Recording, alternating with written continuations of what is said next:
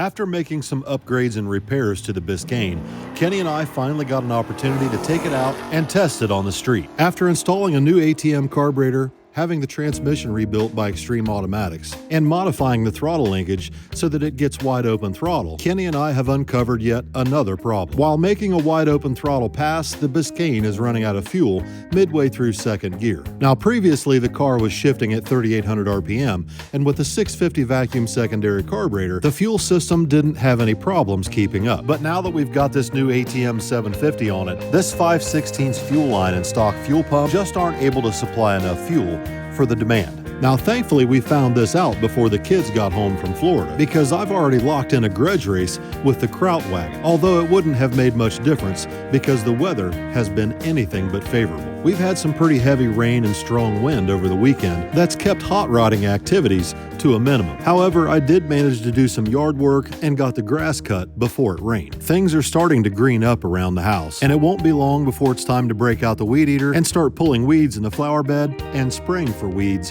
out in the driveway. Between rain showers, I did manage to make some room out back for the race car trailers, and Kenny and I are definitely anxious to get started cleaning up the mess behind the shop once Jeremy gets my dump truck done. But in the meantime, I need to get the Biscayne back up and running. We've got the fuel system tore apart, and a trip to Jegs is needed for fuel line and fittings. I've also got a couple nitrous bottles to fill, as well as Tommy's CO2 bottle for his truck. So this morning, I'm gonna go visit Uncle Craig and Uncle Terry. What's the matter, Craig? You get a little nervous on camera? Yeah, I get a little nervous on camera. I'm not a camera hound like my buddy Cavalli.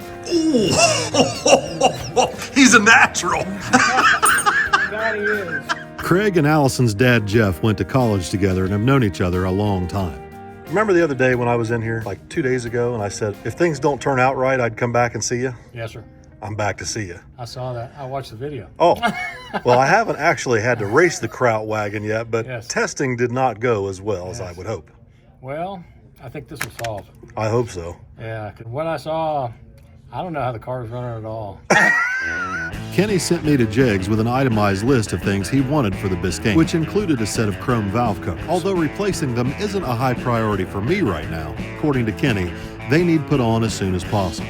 Anyway, I dropped the parts off for the Biscayne up in the front shop and then went out back to check on the boys. They were pretty preoccupied doing some video editing, so I didn't bother them. I just dropped Tommy's CO2 bottle off in the shop, and then I jumped back in the C10 to head north up to the farm. As of today, Jeremy's 4 days late getting my truck back to me as he promised. I'm just trying to make sure that this dump truck project doesn't turn out like the last dump truck project, which began 3 or 4 years ago and still isn't finished. What? You tell me. I don't know. If I wanted a dump truck, I probably would have drugged something out of West Virginia into, oh, wait a minute, it's Indiana. Sorry. What's the holdup? Brake lines. I told you to put all new brake lines on it. Remember? New rubber lines, Yeah, new but metal this lines. isn't a box no Chevy where they're all 3/16 all throughout the truck. These came with 1/4 inch. The reproduction parts come with 3/16. So how do you go from 1/4 inch to 3/16? You got to put little adapters everywhere to adapt it down. Okay. What's the problem? Well, there's only so many adapters to be had at one place at one time. Oh, you're going to throw it on Chumpy, aren't you? Yep. So I'm working through it. So now what? Still running brake line. Delay, delay, delay. It'll be done here shortly. Trust me, the wheels are going on it and this going back to your place. Don't forget to put my simulators on. Yes, I'll put your polished turd, PT Cruiser. I'm gonna paint it on the side. What does this have to do with the PT Cruiser? It's a polished turd. You wanted this thing. Remember the I other day did you were not trying to want talk this. me into buying it? No, I did. You said just bring it up here and drop it off. Nobody knew anything about it until you took off with Kenny. You even stated it on the internet. It's better to ask forgiveness than it is permission. What happens when that circles around the other direction? What are you talking about? What happens if it gets reversed on you? It is what it is. I've had it happen multiple times. Hell, once you get the brakes done, you still got to cut all that shit off the nose of it. Remember that? That's just the beginning of that. The frame horns are missing. What do you mean the frame horns are Cut missing? the frame horns off. What'd you do with them? I didn't do with them. I didn't put on. Cut the bumper, cut the frame horns, and put this wonderful. You should waffle this. I'm sure somebody will find this very useful. Probably you. No, Preferably Oh, this is not good enough for you? states and states away from me. This is not good enough for you? No, Really? Well, no plow is. it's not a good enough for buckwheat. It's not good enough for me. Over plows. I don't do plow work anymore. Me neither. There's But a I'm going to reason. plow you if you don't get this truck done. It's gonna get done. It'll be down there later. It'll be down there later. It'll be down there later. Today? Yeah, I gotta have this thing done. I got jobs coming in. While I was up at the farm dealing with my brother, Kenny had made it to the shop and begun upgrading the fuel system on the Biscayne. Although the stock mechanical fuel pumps are very reliable, we decided since we've already got a Holly red pump laying here that we took off Mom and Dad's 55, we could repurpose it and use it on the Biscayne. Kenny made a bracket to mount it to the fuel tank straps instead of drilling holes in the rust-free California floor pans. And after some wiring, it was time to check for leaks. You ready to test for leaks? Hit the key.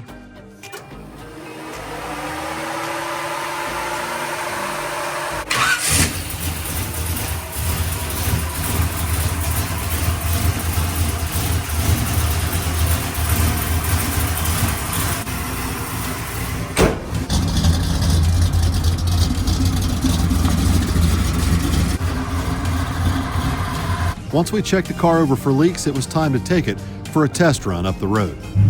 You ready, KP? Let's do it. Here we go.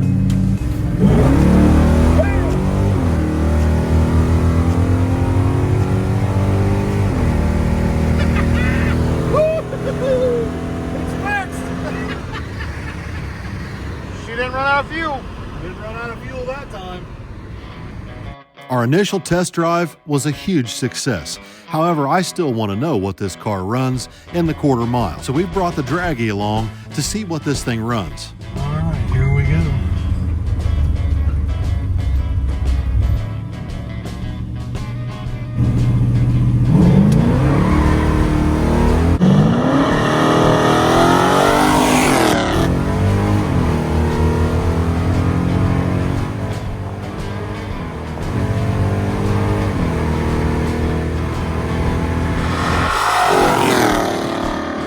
Unfortunately, the draggy didn't connect, so we still don't know what this car runs to the quarter. However, I still have other questions that we might be able to get answers to yet this evening. Obviously, the Biscayne is no lightweight, but I've never had it on the scales to see exactly what it weighs. So before we put the car away for the evening, Kenny and I decided to take it down to the truck stop and put it on the scales and get an answer to at least that question. With about a half a tank of fuel and no driver, the Biscayne tips the scales at 3,840 pounds.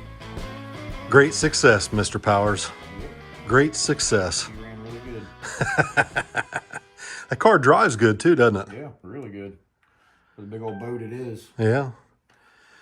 Well, at least now I know that I can go with some confidence to the track and get a decent ET slip on it. That would have sucked to go clear to Cincinnati 2.5 hours each way just to find out that it runs out of fuel. Yeah, she's gonna run good tomorrow. Well, good morning, everybody. I was supposed to go pick up John Sears this morning at the airport, but his flight got delayed. He was supposed to be here at 10:30 this morning, and now he's not going to be here till 1:30. So I've got a little bit of time, and I've been trying to get Bob's Nova taken up to House of Pearls. I want to let the kids put eyes on it and come up with a game plan to see if they can either straighten the car up a little bit or whether we just need to repaint the whole car. I don't know. We'll see. It's got a lot of little dents and dings that I think that could be PDR'd, and that's going to have to be done regardless whether we paint it or not. But Nikki thinks that she might be able to work some magic on this original paint and see if she can't get some of it buffed out. So, well, I've got a little bit of time this morning. I'm going to run it up to House of Pearls and let them take a look at it. The weather forecast this week isn't looking very good, so I'm going to try and use my time this morning wisely and get Bob's Nova taken up to the body shop while I've got a chance. That thing. Bob's old Nova, with only 23,000 miles, runs and drives just like you would expect. But the 52-year-old paint is definitely showing its age. By now, I'm sure everybody who watches this channel has taken notice of how talented Nikki is at cutting and buffing. And although you typically see her working on new paint jobs at House of Pearls, she's also really good at paint correction, which can be much more difficult, risky, and time-consuming. But since I'd like for them to paint match the hood on Bob's Nova, we need to get the 52-year-old paint to look as good as the car drives. It is crazy how tight this car is. Everything about this car is just like the day it was new. Like, there's not a rattle, there's not a squeak, there's nothing in this car. This is as close as you'll ever get to driving a brand new 73 Nova. It's hard to imagine a 52-year-old car with only 23,000 original miles. Driving it is like taking a step back in time to when life and cars in general were much more simple. It's refreshing to find traces of the world that I grew up in, when everyone knew their neighbors and business owners knew you by name at the local gas stations. And if they didn't know your name, they knew you by what you drive. But today, typically all the cars look the same. And anymore, you can't get gas without paying for it first. God, I hate that seatbelt buzzer. While many things have changed over the last 52 years, one thing that may never change is the feeling that you get driving an antique or classic car, or seeing them restored and their exterior finish brought back to life. So me and Kenny just bolted the hood on and got it close enough to where we can drive it up here. But it looks like we're out of adjustment on this side to go down, and the hood's a little high on that side. So we'll probably want to ream out the Probably. hinges and drop it down. I was watching your video, you had mentioned that. That's really what I would do too. Yeah. So, I mean, the front of the hood needs to be, you know, the hood latch needs adjusted basically. It needs to be brought down some. Yeah, that's what I was thinking. But slightly, and more so this side than this side. Yeah. But either way, yeah, we'll play with it a little bit. I like this badge. Do they all come with this up front like that? Yeah. 73s and 4s had that Nova badge on the hood. Is she touching? Yeah, it's tight. The original hood was tight too, but I mean, this car's never been touched, you know. I mean, this is the way it came from the factory other than the hood. The thing with these Novas is the doors have no adjustment whatsoever because they're on pins. Yeah. So what you're looking at is the door's not adjustable because it's on pins. There's no adjustment there. There's no adjustment to the rocker. So those are your presets. The fender has to match those right where they're at. Yeah. And so that leaves you very little room to work with the hood gap. And the thing is, these bushings have a lot to do with like how your gaps are going to fit. So like if your front core support bushings are real sloppy, same thing with the bushings up front on the floor, it's going to make it. Right. Okay. Look, we'll get it nice, and we'll get it so it's not touching. Here, I think we need to, just like you had said in your video, we just need to remount that so we can drop that in, and we'll find some room sideways so that your hood opens up real, Bob's hood opens up real nice. I love this though. This I do hood too. is so sweet. Do you want this cut out or anything? I don't know. That's a question for Uncle Bob. Okay. Because it's open at the back for the cowl against the windshield, but Gotcha. I probably personally would, just because I hate the thought of a non-functional hood scoop, even if it's like just functioning to let air pass through. Yeah. I feel like that would even be better. I think he'll probably open it, but I'll leave that up to him. Okay. That'd be easy to do. We just follow that line and make it real nice and smooth. But yeah. Looks like you guys did a real nice job getting the chrome on and everything. Yeah, it fit pretty decent. I was worried about that lip across the front of the hood, but it actually fits really good. It's just that it makes it really difficult to get to the hood release. Does it? That fiberglass lip right there? Gotcha. Yeah. So we'll maybe want to trim that back a little bit. Yeah. Gotcha. Yeah. For the next 30 to 45 minutes, Paul, Jesse, and Nikki carefully went over the body on Bob's Nova and actually found old repair work that may have been completed at the dealership where the car was sold new. It appears that 90% of the car is wearing its original paint, but it's definitely showing its age. Although there's a lot of scratches and impurities, Paul and Nikki felt that the vast majority of the damage is mostly isolated to the surface and the first 5% of the thickness of paint. So they decided to do a test spot on the driver's side front fender to see what was possible possible and what we could expect. Because in order to paint match the hood to the fenders, we need to see what the finish will look like after it's wet sanded and buffed, and see what the metallics do with these new materials that we cut and buff with today. Based on how things come out on this test spot on the front fender, it looks like the rest of the car should come out pretty nice. Although there's no way to bring the original finish back to 100% perfection, Paul and Nikki feel confident that they can bring the paint back to look really nice for Bob, so that he'll be able to take the car and enjoy it this summer. And then once the drivetrain and chassis work is completed, Bob can drop the car off and have it painted over the winter. Unless, of course, he decides he's happy with the original finish. I had my brother pick me up at the body shop and brought me back to the house just in time for me to grab the Biscayne and head towards Columbus to pick up John Sears at the airport. Now, if you remember last year, I helped Rob Winley, the owner of Edgewater, create a new event called Plates and 28s. It was a 3-day weekend drag and drive event that took place in Cincinnati. The event was a huge success. Rob decided he would like to continue the events into 2025, and I gave Rob my word that I would do everything in my power to help. But it's simply more work than I can do alone. It's picked up in style. Look at this guy. How you doing, buddy? Long time no see. Man, it's been a minute, hasn't it? Your taxi is here. Man, I tell you what, add 2 more doors on the back, it would be a taxi, wouldn't it? I figure the first thing we need to do is get something to eat because I'm starving. You know what? I'm a fat kid at heart. Let's eat. John Sears and I worked together for the very first time last season at the first Plates and 28s event. I put John in charge of the most critical element of any heads-up race, teching cars and making sure each car fit the class they were entered. With the number of cars and spectators we had, we were definitely short-staffed, and John went above and beyond to help the event go off without a hitch. This year, John's not only in charge of tech, he's also helping to plan the cruise route. And one of the new checkpoints for the cruise route this season is Ford's Garage Diner. I had made a post on Facebook asking for input on new checkpoints, and this place was one of the first to pop up. This was my first time being here, and it won't be my last. Rob, John, and myself were amazed at the inside of this place, and the food and service were excellent. Once we finished eating lunch, we put our heads together and started planning out the rest of our afternoon. You're officially driving now. I'm driving now. Here we go. Since it's a lot easier for me to film when I'm not driving, John volunteered to get behind the wheel of the Biscayne. This thing's a little peppy, isn't it? She got a little something to her, man. I like it. Cruise is like it's just something a little more than stock, but when you step off in it, it's got a little ass. Ain't no doubt about that. Once we left Ford's garage, John and I headed over to the racetrack and casino right next to the River Bend Music Center. It's a pretty nice venue with plenty of room, with ample space to take pictures for a checkpoint. And since the first Plates and 28s race at Edgewater for the 2025 season is a Woodstock theme event, it just kind of fit.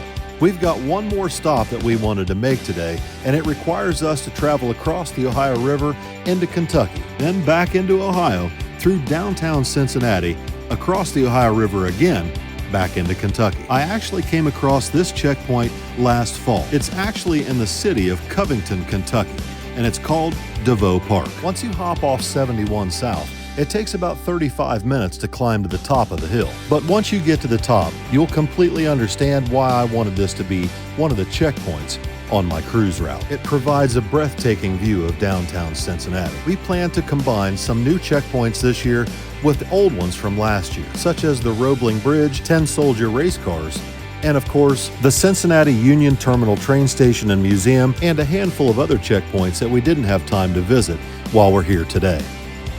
What do you think? I think we've got some amazing spots and some amazing views for folks to take in. The cruise day for Sick Day at Plates and 28s is going to be amazing. I think you guys are really going to like some of the new stops. We put a couple of the old ones in because they were some fan favorites. So you got a mix of old and new. I think it's going to be a really good time for everybody. This is the difference between just having an event and drag and drive. Absolutely. It's all about getting together with like-minded people, going out, enjoying your cars, enjoying the camaraderie and the fellowship between one another. It's going to be an amazing time. Racing, concerts, cruises, car shows, you name it. We're going to have lots of vendors, good food on site. It's going to be a blast. What do you think, Robbie? I think it's going to be a blast. I think it's going to be a great time. You know, I'm excited, and been really working hard at getting all the little stuff together, and It's a lot. Oh yeah, it's a ton. Working on to route stops today. We have that locked in. Vans are locked in. All the finishing touches are coming, and we're going to have one heck of a weekend. Although we're wrapping up all our checkpoint visits for this afternoon, I've still got one stop that I need to make with the Biscayne that's very important. Since the Draggy didn't give me an ET when we took it out and tested the Biscayne on the street, Rob's going to let me make a quarter-mile pass on it here today at Edgewater and give me an official time slip. And hopefully, we don't find any more problems. Well, all in all, we've had a really good day. We're back here at Edgewater. We're going to get to make a test hit and get a time slip, finally, and see what this thing actually runs.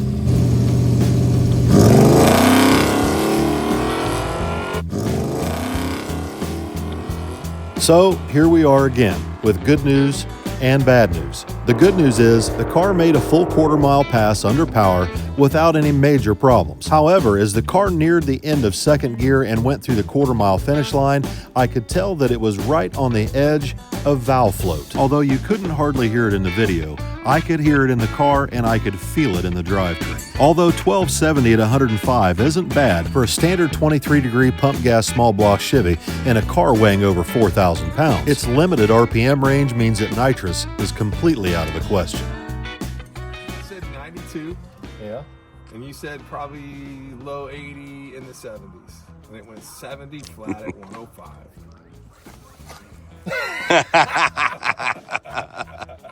Not bad. That is really good. 178 60 foot. You can't beat that, man. What you run today? 8 flat, 85 miles an hour, 1270, 105, 73. Not bad. And she's been driven all day. 006 on the tree, right? No. yeah. Yeah, we got it. Well, I got what I need. That's my starting point. That's a good starting point. That's a little bit faster than Disco Dean thought it would go. He said it might go at 1290 in good air. Well, we got good air. Got decent air. We got decent air. I don't know what the air Track is. It's pretty service good. is really good right now. Yeah. Everything's really good right now. But that's what it does with a fresh transmission. Thank you, Lonnie from Extreme Automatics, for hooking me up with that 204R, because that thing is on point. It is. Well, boys, I think we've done all the damage we can do for the day. I believe so. I think so. And if you want to talk about it, we'll talk about it. The door. The driver's door does not open anymore. I locked it, then I tried to unlock it, and it didn't want to unlock. So now Bill's got to slide across. Can you believe this? I can't take this guy anywhere. I got everything you need to pull that door if you need to. Oh, yeah? I might have to. Let's not. We're Dukes of Hazzard in this thing on the way home. I'll take my shoes off. I won't get the upholstery messy. Rob, thank you so much, Awesome man. day, Bill. Thank you so much for letting me come down and make a lick in this thing. Weather's being nice today, and that's the last good day we're supposed to have for a while. Exactly. So I was kind of trying to cram 20 pounds into a 5-pound sack today. I took Bob's Nova up to the body shop and dropped it off since your flight got delayed. Yeah. And so I squeezed that in there, and then I just barely got back in time to go pick John up at the airport. But I made it happen. We made it happen. We got new stops incorporated into the cruise. We did. I think it's going to be lunch amazing. at Ford's Garage was nice. Yeah, that was great. That was really good stop. food. It was really good food. I really enjoyed that. Even though I'm not a Ford guy, I do like Henry's stuff. Henry's Fords were good. Yes. I really like those cars. My dad loves them. Yep. So that was a really good stop. Want, as long as it's black.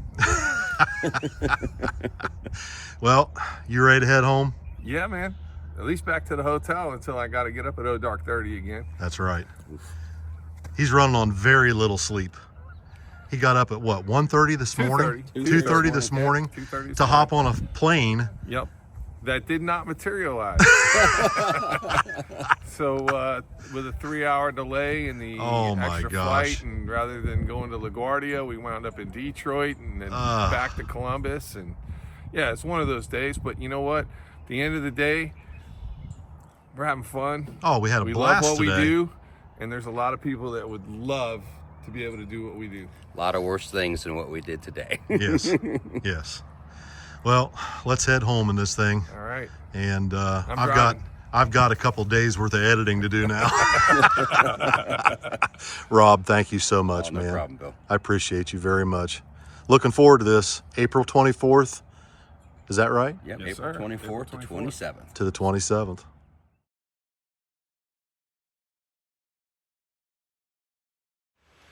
All right, guys, I'm back home. Biscayne made it home, no trouble. I got John dropped off at the airport, and we had a great time down at Edgewater in Cincinnati. I look forward to seeing everybody April 24th through the 27th for the Woodstock Plates and 28s event. We've got a lot of really cool things coming. The event page should be up here pretty soon. And if you still want to try and get into win this Biscayne, this is the ultimate drag and drive starter kit. The drag and drive events are so much more fun than just a regular heads-up event, because if you're really into the drag and drive part of it, or just cruising or the car show, you're fine. You don't have to necessarily be serious about the racing part of it. You can still enjoy the car, the cruise, the sights, the camaraderie, and hanging out with everybody. That's fine. If you want to focus on the racing, you can, but you don't have to focus on one or the other or both, or you can focus on all of it. It's whatever you want to do. It's a lot more enjoyable than just paying to get in the track, make a couple passes, lose first round, whatever, and then you're just out. You just go back home. It's street cars are where it's at. I'm telling you, I love drag and drive stuff. I think it's probably the way of the future for a lot of heads-up racing, to be quite honest with you, but we'll see. Anyway, if you want to try and get in to win this thing, go to theoldmansgarage.shop. There's a whole bunch of new merch on the website. Get your entries in. We're going to draw a winner here in about another month or so, so don't wait.